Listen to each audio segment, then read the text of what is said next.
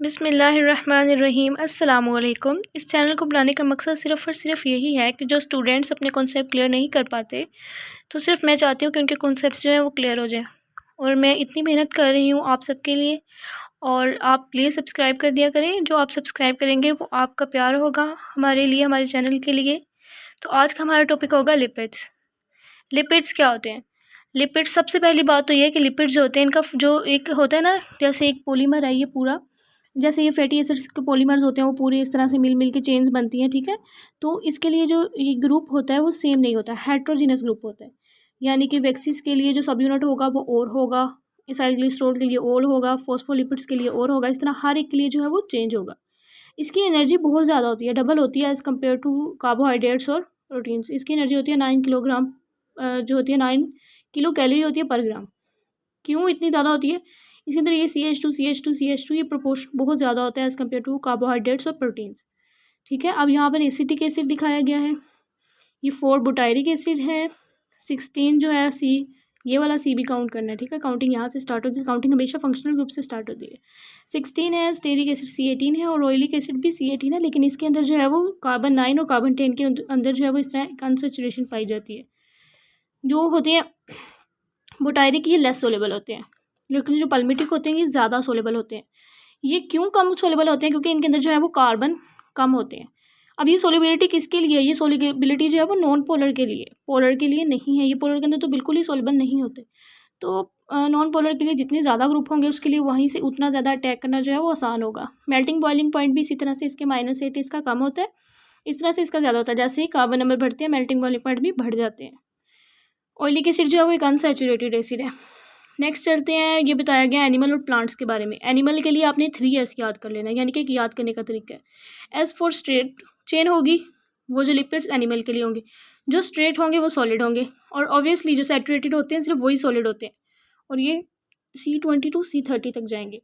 Plants के लिए इस तरह से जो स्ट्रेट है वो ऑपोजिट ब्रांच, सॉलिड है वो ऑपोजिट लिक्विड। जो लिक्विड होते हैं obviously they are unsaturated, they have double bonds up to 6, so they are declared as liquid. For example oils जो होते हैं मेनली वो अनसैचुरेटेड होते हैं, why? Because they are liquid. और जो फैट्स होते हैं वो सॉलिड होते हैं, why? Because they are saturated. इसलिए कहते हैं कि घर में जब आप इस्तेमाल कर रहे हो तो ये जो घी वगैरह है इसका इस्तेमाल ना करें, ये बहुत नुकसानदेह हो सकता है। आप सिर्फ अनसैचुरेटेड ऑयल्स यूज़ करें घर में। नेक्स्ट चलते हैं इसकी टाइप्स के पास, यानी कि एग्जांपल्स के पास। साइलग्लिसरॉल्स हैं, वैक्सीज हैं, फॉस्फोलिपिड्स हैं। इंशाल्लाह फॉस्फोलिपिड्स पे इसके बाद इंशाल्लाह उस पर वीडियो आएगी, वो आप ज़रूर देखिएगा, उसमें बहुत मेन कॉन्सेप्ट है। इसाइलग्लिसरॉल के बारे में बताया गया है यहाँ पर, वैक्सीज के बारे में, स्टीरॉयड्स हैं, आइसोप्रिनॉइड, टर्पिनॉइड्स, इस तरह से अर्गोस्टीरोल, उन सब का आपको पता होना चाहिए। सबसे पहले यहाँ पे 3 फैटी एसिड्स दिखाए गए और ग्लिसरॉल दिखाया गया। अक्सर बुक्स के अंदर पता है क्या है, फैटी एसिड्स से जो है वो H ग्रुप दिखाया होता है कि फैटी एसिड से H ग्रुप जाएगा, गलत बात। फैटी एसिड से OH जाता है, वो गलत लिखा हुआ है आपकी बुक में, आपने ये वाला फॉलो करना है, ठीक है। ग्लिसरॉल क्या होता है? ग्लिसरॉल ये होता है कि जब कंजक्टिव 3 कार्बन के ऊपर OH ग्रुप हो, ठीक है। अगर एक ही OH हो तो वो मोनो अल्कोहल है, अगर इस तरह 2 कंजक्टिव पे हो तो उसे ग्लाइकोल कहते हैं, इस तरह 3 कंजक्टिव पे हो OH ग्रुप तो उसे कहते हैं ग्लिसरॉल। अब यहाँ इसका OH और इसका H, ठीक है। फैटी एसिड्स का OH जाता है एस्टर फॉर्मेशन के अंदर, अक्सर जगह पर H किया होता है, वो गलत है, आपने उस कॉन्सेप्ट को ठीक करना है। और ये एंजाइम की मदद से इस तरह से, अब ये वाले जो 3 वाटर मॉलिक्यूल होंगे ये निकल जाएंगे, बाकी इस तरह से बन जाएगा। और ये COC ऑब्वियसली इस तरह डबल बॉन्ड हो तो ये तो ऑब्वियसली एस्टर बॉन्ड है, इसके अंदर 3 एस्टर बॉन्ड्स बने, ठीक है। और अगर इसी की मैं वाटर की मौजूदगी में हाइड्रोलिसिस कराऊँ तो वापस मुझे यही जो है वो रिएक्टेंट मिलेंगे एज अ प्रोडक्ट। इसे कहना है ट्रायल एसाइलग्लिसरॉल, इसको कॉमनली ट्रायल ग्लिसराइड भी कहती है। ये न्यूट्रल लिपिड्स, इन्हें क्यों कहते हैं न्यूट्रल लिपिड? क्योंकि यहाँ पर जो है वो कोई भी charge bearing group OH free का नहीं होता। अल्कोहल के लिए, अल्कोहल का कोई भी OH ग्रुप फ्री नहीं होता कि कोई फैटी एसिड आके अटैच हो जाए, इसीलिए न्यूट्रल कहलाते हैं। नेक्स्ट चलते हैं टाइप्स ऑफ लिपिड। ये 3 टाइप्स हैं, सिंपल है, कंपाउंड है, डिराइव्ड और एसोसिएटेड है। सिंपल ही होंगे। अब देखिए इनके वर्ड्स ही बता रहे हैं कि टाइप का क्या मुराद है। कंपाउंड के अंदर कोई भी रेडिकल लगा होगा, डिराइव्ड जो होंगे वो इन्हीं की डेरिवेशन से बने होंगे। नेक्स्ट आपको जो है वो स्पोनिफिकेशन नंबर के बारे में पता होना चाहिए, व्हाट इज़ इट, ठीक है।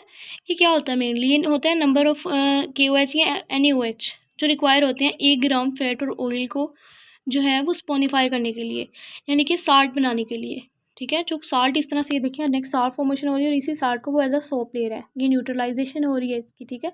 और इसी को एसिड नंबर कहते हैं कि कितना जो है वो NaOH चाहिए इस सारे को न्यूट्रलाइज करने के लिए, वो एसिड नंबर है। और इसी को जो है वो स्पॉनिफिकेशन नंबर कहेंगे जब हमें नेक्स्ट एक सोप मिलेगा, ठीक है।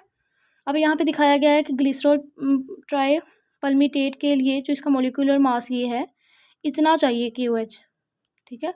हमने फाइंड करना है 1 ग्राम के लिए, ठीक है। 1 ग्राम के लिए तो वो total divided by molecular mass आ जाएगा, तो टोटल 208 mg आ जाएगा। नेक्स्ट आ जाती है रेंसिडिटी। रेंसिडिटी क्या होती है? रेंसिडिटी आप कह सकते हैं बदबू को। अब ये बदबू क्या होती है? ये हाइड्रोलिटिक और ऑक्सीडेटिव रिएक्शंस क्या होते हैं?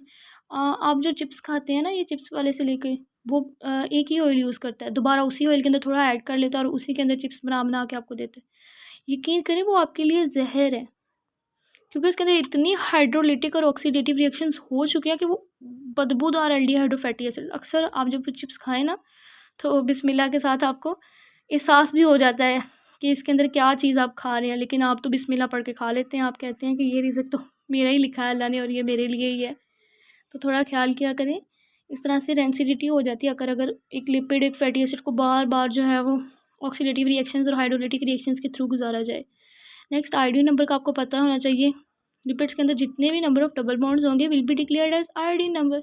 If there is no double bond there you can say that iodine number is 0। Okay, next आ जाते हैं स्टीरॉइड्स। स्टीरॉइड्स क्या होते हैं?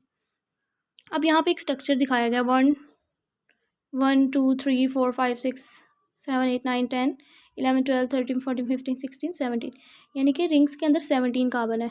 नेक्स्ट 1 2 और ये इस तरह से 3 ऊपर की तरफ भी दिखाए गए हैं। इसका नाम क्या होगा? पर हाइड्रोक्सी साइक्लोपेंटेन, यानी कि ये एक 5 कार्बन है और बाकी जो 3 है वो 6 कार्बन है। साइक्लोपेंटेन, आगे फिनेंथ्रीन। फिनेंथ्रीन आपने बेंजीन वाला जो चैप्टर है वो देखा हो तो आपको नज़र आएगा कि इस तरह से 3 रिंग्स अगर फ्यूज्ड हो तो उसे फिनेंथ्रासीन कहते हैं, ठीक है। तो वही वाला नाम इसके एज अ पेरेंट पे चला जाएगा।